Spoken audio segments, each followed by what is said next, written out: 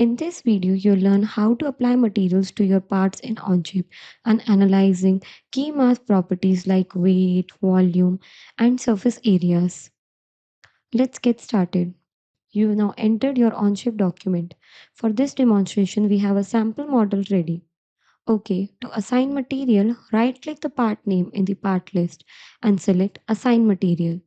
Search for a material like steel, plastic, or aluminum.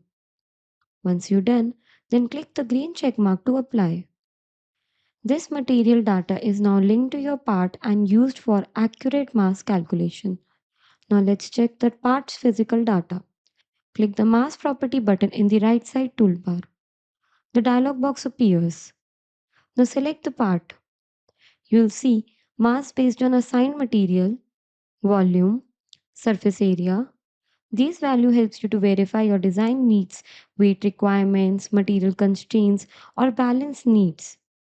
Similarly, if your part studio has multiple parts, you can assign materials to each one. And also you can reassign the material anytime from the right click menu.